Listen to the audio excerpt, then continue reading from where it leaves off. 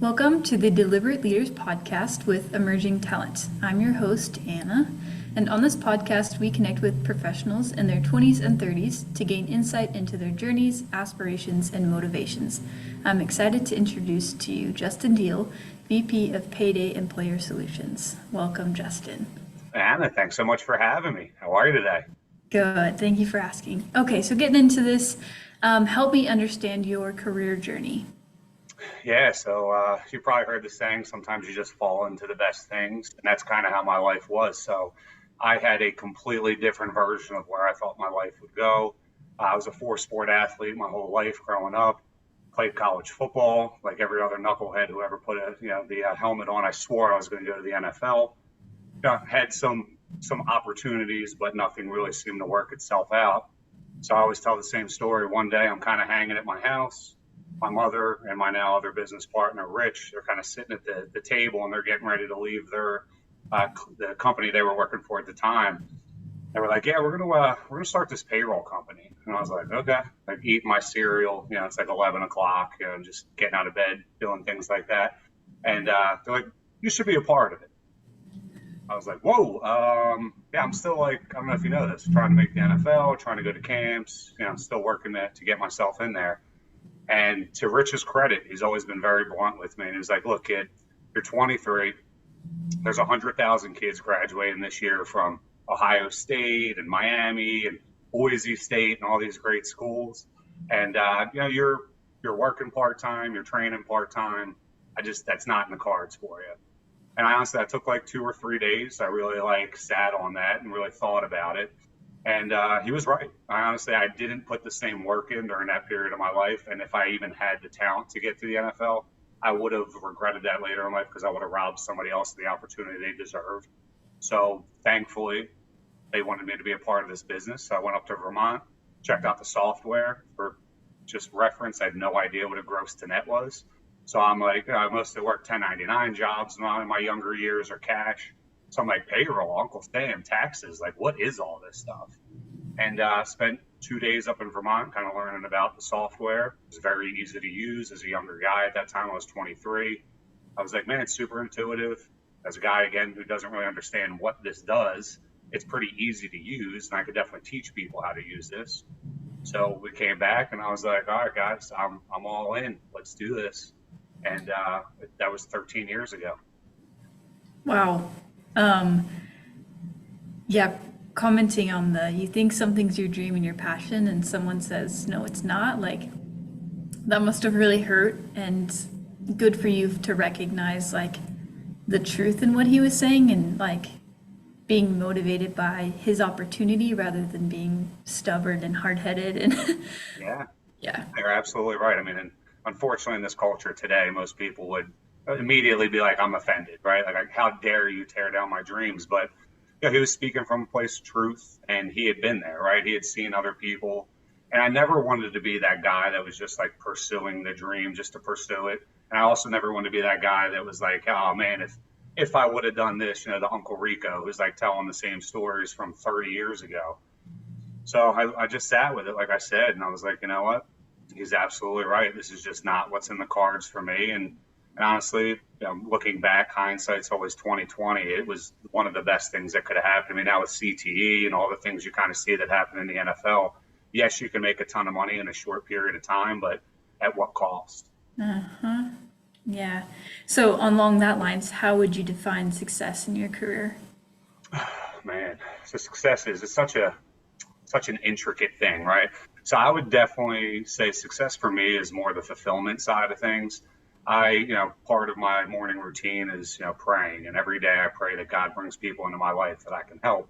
And, he's been batting 1,000 at that. It seems like every day I have the opportunity to either, help somebody in their business or help them connect the dots and get a referral they need, or, just be that ear for them to kind of talk to and listen and then give my perspective and advice back and try to, give counsel and not just opinions all the time. But I feel like I feel most worthy and fulfilled and most successful when I'm helping others. So that's what I found. As I said, I didn't really know much about payroll, had no idea why, right? There was no why attached to it. It was like, I don't really have a career opportunity at this point. I don't really know what else is in the market. This is '08. So that's kind of what we had graduated into, was not a ton of jobs. Most folks I knew were doing nothing with their degrees. And I had this opportunity. I had to make the best of it. And, all these years later, I kind of see it's really helped me find my purpose, which is just, connecting people and really helping people kind of advance their business, their life, their faith, their health, kind of all of it. Yeah. Well, it sounds like maybe we don't go into jobs or positions really knowing the why, but you've definitely connected it and made Payday your why. Like you've made it that fulfilled. So that's cool. I appreciate that. Yes. Do you have a mentor? I have so many mentors. So, I mean, first and foremost, my mother. So, my mom, we have a great story. I have a podcast if you have time, Millennial Outliers, shameless plug there. But I just had her on as a guest with my co-host's mother. We got into a lot of our backstory, but very short version. My mom had me at 17, so she kind of grew up with me, or we grew up together, however you want to look at it. So she was always my rock and my foundation. She's taught me so much. She's one of my business partners, obviously in this company, so I get to kind of see how she moves every day. But outside of that, I have a faith mentor. I have a personal trainer, so basically a fitness mentor. I have a financial mentor. I have a business mentor. So I'm a firm believer. I started to invest in coaching probably like 4 years ago, and one of the first things that my coach said to me was, "When did you feel at your best?" And for me, it was always on the field. It was always playing a sport, whether it be the court, the field, the track, wherever I was. And he said, "Why?" And I was like, "Well, I was part of something. I was moving towards a goal that was all unanimous, and I felt like just part of a team, and I was a provider, or however you want to look at that, contributor." And he said, "Well, you ever notice like you had a coach, right? Like they helped you figure out what that game plan was, the X's and O's. They gave you drills and things to work on to challenge you, and that's why you're at your best. So why did you ever think you could go into business without a coach?" And it was kind of that epiphany, right? It was that moment of clarity, or like light bulb. Why am I going to business all alone when I could learn from other people's either their mistakes, their stories, their successes? That's one thing I think a lot of people our age take for granted. I know you're younger than me, but I'm going to group us all in. The generations before me, you had to run a business and learn the lesson yourself. You had to deal with the failure to say, "Hey, you know what? This is never going to happen again, and I know how to avoid that obstacle." But our generation, because of the internet, YouTube, and social media, we can see all this stuff and content that people put out that have been in business as long as we've been alive. And a lot of times, even if they don't give you the recipe for success, they'll tell you what tripped them up. And I think that's honestly more important a lot of times. Our business has completely changed since we've hired a management team that had that foresight. And they all ran larger companies. They came and took a risk working for us as a smaller company. And they've just poured gasoline on us because they knew all the hurdles that we were going to hit once we crossed certain thresholds. And I mean, that kind of stuff is invaluable. So are you saying that because we have like the educational resources through access of the internet, we're more receptive to getting that coaching from other people? Well, I think it's out there. So, it's not that there's a lack of information. There's a lack of actual execution, right? Like there's so much info out there for people to do. But I know a ton of people that they go to all the seminars and they go to all the things and they read all the books, but they don't take any action. And that's what you have to be open to. It's kind of what we talked about with Rich, right? Like your coach and your mentor, a lot of times are going to tell you all the things that you don't want to hear. And they're the things that typically replay in the back of your brain, but you're like, no, I got to give myself grace. I got to take it a little easier. Where your coaches and people like that, they're going to challenge you. And even when you hear people's failures, you have to recognize it when you see it in your business, and you have to remember the lesson to then execute on it. Just because I know how to avoid the obstacle, if I don't do anything, I'm still going to run into the obstacle, right? Yeah. So help me understand. You're younger. You are grouped into a generation of people that want to do things on their own and learn just by hands-on experience. What prompted you to hire a business coach, and what in you as someone younger did you have to let go to be able to step into that relationship? Yeah, sure. I mean, the first thing you have to let go of is your ego, I think ego is the biggest killer out there. I mean, so many people they're either the know-it-all, or they have so much pride that they refuse to give things up or just recognize that they're not the best at whatever part of their business is struggling. And once I sought out a coach, that was the biggest thing, was like, okay, now I need to figure out, at that point I was doing pretty well financially, had a good family life, was taking some cool trips, doing things like that. Didn't really have a ton of faith, and that was a big thing my coach challenged me on, is like to really have that full 360 picture. And that was a game changer, because I think one of the groups I'm in, their tagline is building success without it costing you your life. And the big thing with that is, like, we all know somebody who's super wealthy who has a terrible family life. They cheat on their wife, they're not there present as a parent, maybe their health is in the shambles, right? Like, you're like, cool, man, you make a ton of money, but you look like you're gonna have a heart attack by 50. So, like, what good's that money gonna do for you then? Or they just have no connection to a higher power. I'm not here to preach about Christianity, but you have to believe. David Meltzer says it best. You have to believe in something that loves you more than your mother, because there's going to be times where friends can't help you, your mom can't help you, your community can't help you. You have to be able to turn to something. And for me, that's God. And that was a lot of what faith was brought in, kind of bigger contribution, right? That's a lot of what faith is based off of, is, helping your neighbor, being open, understood, and we're all broken individuals and nobody's perfect. And perfect is honestly nothing we should even strive for, because it's not possible to hit. So the ego has to die, because that is typically what stands in the way. That's where fear and anxiety and all these other things live. But when you find that stride and you can walk in your purpose and kind of all these things, I call it kind of being in a vacuum, where you just feel like you're attracting everything. That's what coaching has done for me. Thank you for sharing that. How you've grown, 13 years with the company and starting it from ground zero to now. You've probably changed this a lot, but how do you prioritize your professional goals? So I like to kind of have a long period goal. So for me right now, I have like this 7-year sprint I constantly talk about. I have 4 young kids. My wife's a stay-at-home mom, and my real dream of success is 20 hours a week on business and the rest of my time to do whatever I want with my family, how I want. But obviously the business has to run, like a well-oiled machine for me to be able to do that and balance the two. I don't even like balance, harmonize the two, let's say. So I try to have these big goals that then I just, I break down and reverse engineer into bite-sized pieces. So I know daily what metrics I have to hit, weekly what metrics I have to hit, monthly, quarterly, and so on. So I constantly have something that I can kind of measure. Because if you're not measuring it, you can't manage it, right? So it's like, once you break these things down, then you can kind of tell, like, okay, what happened this week, right? Like, I hit these couple of days, I won 4 days, I lost 3 days. What was the hurdle in those 3 days, and how do I avoid that next week, so I can kind of keep that bar moving forward? And that's where I think people mess up a lot of times. Like, we want the instant gratification, and we refuse to, what I call, suffer, right? Like, there's got to be either chosen suffering, or life just hands you the suffering. So when you do the hard things every day, the mundane things, like when you kind of get out of that vacuum I talked about earlier, it's always the foundational movements, right? Like, I'm in sales, so I have to pick up the phone and call people, no matter if it's a 5% or 10% success rate, doesn't matter. I got to get everybody to say no, a couple people to tell me off because they're having a bad day. It is what it is. I have to do my email blasts. I have to do social media content creation daily. I have to have meetings. I have to be bringing value to people in networking groups.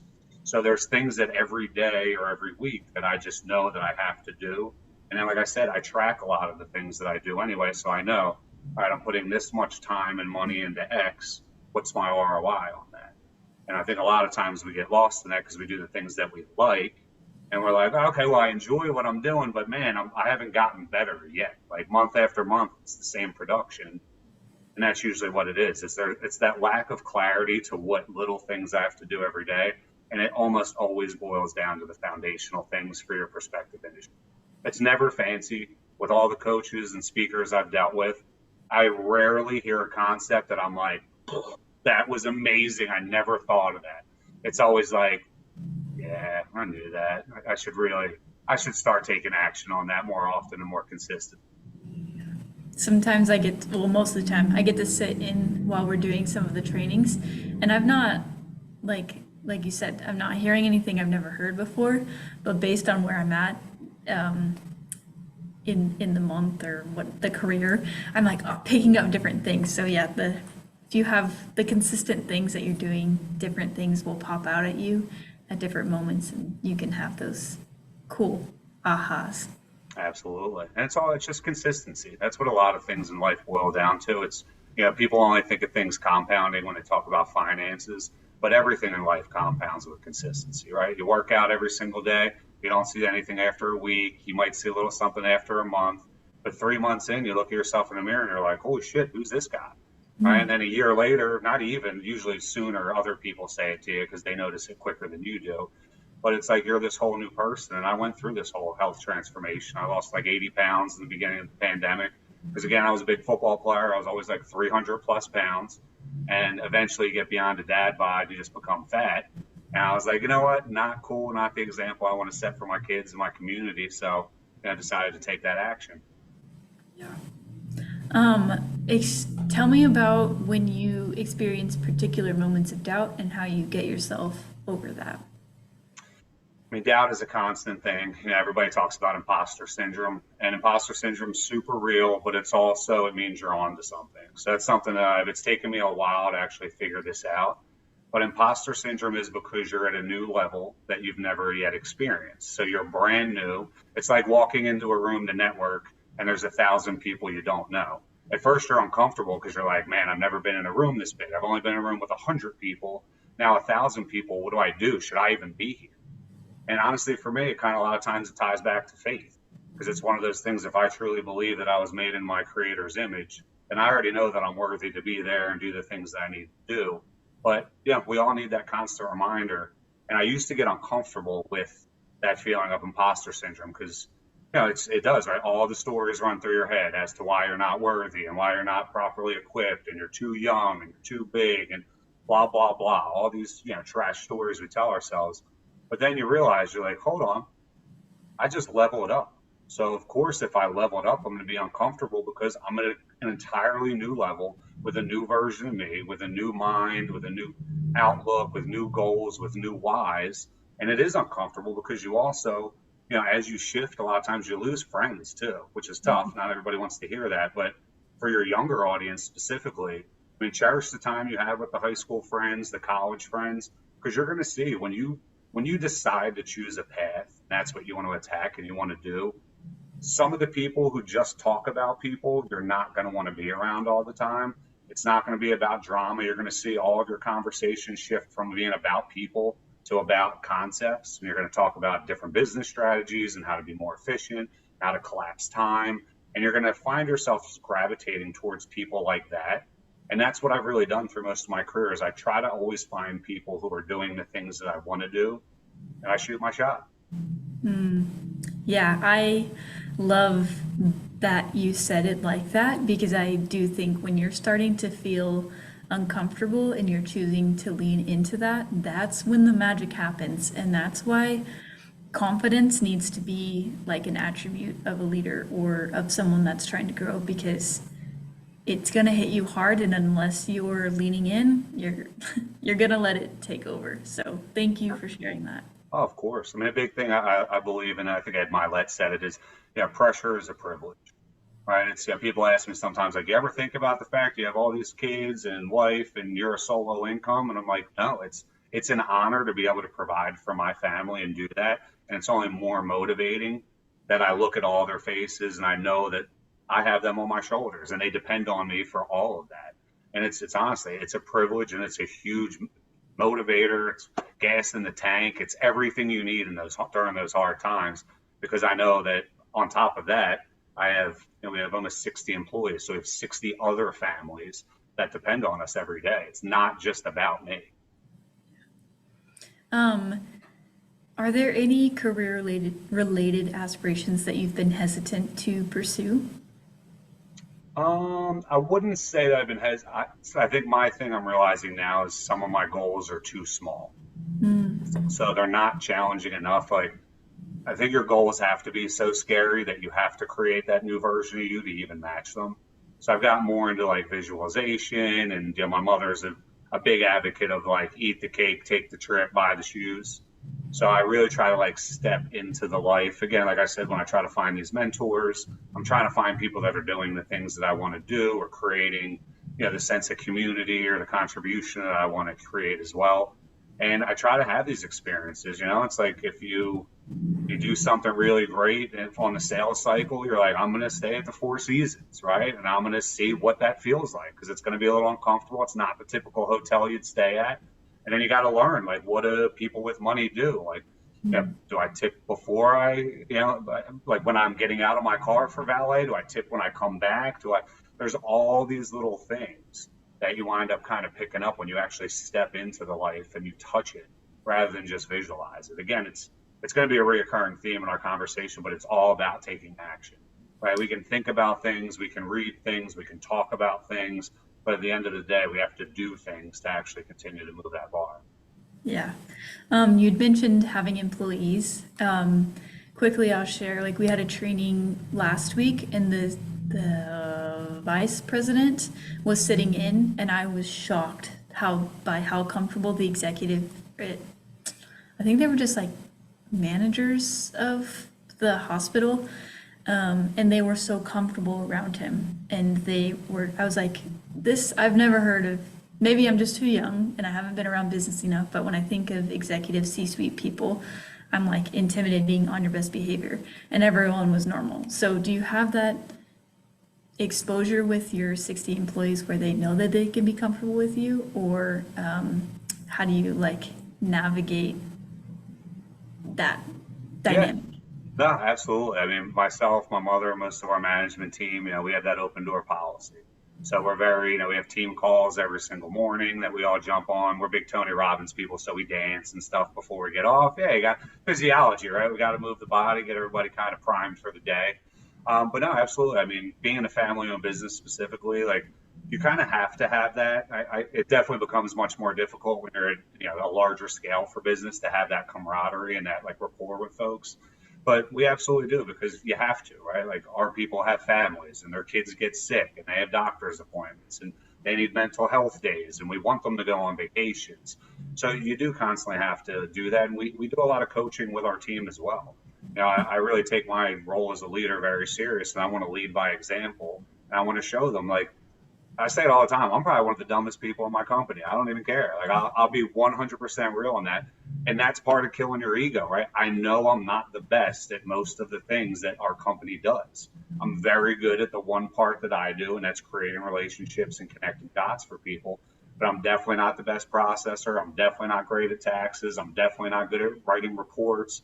I'm definitely not at integrations of systems, like none of that. You would not even hire me for most companies to do any of those things. So you have to give people the power that they deserve to do their job. You have to equip them properly. And that's where I think a lot of that trust comes in. And I would assume that's exactly what's going on at your place. That person has empowered people to do their job as long as they do it, right? He probably doesn't micromanage. It's like, same thing I kind of say with my sales team. You have metrics that you have to hit. And if you can hit them Monday through Thursday and you can take every Friday off and be with your family, God bless you. I hope you can. But, we have things that we have to accomplish, obviously, because I want to hold you accountable to the goals that you set for yourself as well. And that's real love, right? We don't want yes men around us. We want people that do challenge us and, keep us to our word, or at least, to the things that we said that we were going to do. Yeah. Well, okay, we're going to move into a rapid fire. So the first thing you think of, just say it and then we'll move on to the next question. What's your go-to source of inspiration when you need to refocus and motivate yourself as a leader? YouTube, and it would either be Eric Thomas, Tony Robbins, Andy Frisella, or Ed Milet, Alex Hormozy, big fan of him as well. Okay. What's one self-development practice that you swear by, and how has it helped you in your leadership journey? Having a morning routine. I think it's really important that also includes working out, some kind of physical movement. Doesn't have to be moving weights, but at least, walking, something. I've realized with my morning routine, it's get to the gym, drink a bunch of water, jump in the Bible, watch some content, listen to a little bit of a podcast. I'm one of those, 5 a.m.ers. But I realize it allows me to give my best version to other people. And even more specifically, I've really found that the health cup, when that overflows, it overflows downhill. And your health increases your faith because you feel closer. It increases your family life because you're not lethargic. You have all this additional energy. You're leading by example in front of your kids on here's the things we should do every day, whether we feel like it or not. I can show up better for my employees, my brain. It's firing because it's just got more, whatever the happiness part is that, serotonin, I think. So it's like that just allows me, I'm ready to go for the day. I've taken care of me first. So now my cup is overflowed and I'm ready to pour into other people. Yeah, thank you. If you could develop any leadership trait overnight, what would it be? Probably to be more innovative. I think I'm pretty good in a lot of the categories, but I'm not great at really thinking outside the box and where are we going next? I've always said I'm not great at creating the boxes, but if you give me boxes to check, I will knock those out all day. But sometimes to think okay, we're going to get from here to there. What is that? And that's where a lot of our management team comes into play and they take care of that role. Yes. What's one book or resource that has had a profound impact on your leadership style?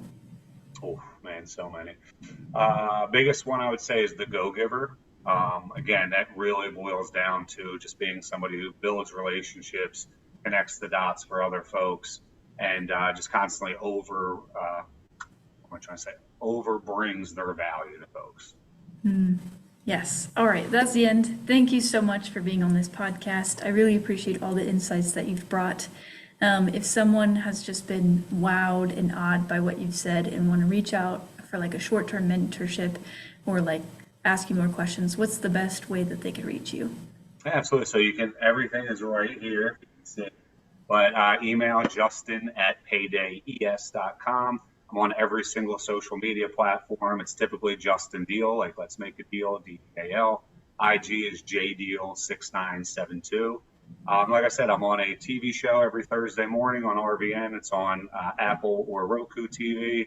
And I'm also on a podcast, Millennial Outliers, YouTube, and your favorite streaming platforms. Get to know me and reach out. We'd love to connect. All right. Awesome, Justin. Thank you so much. Hannah, thanks so much for having me. This is wonderful.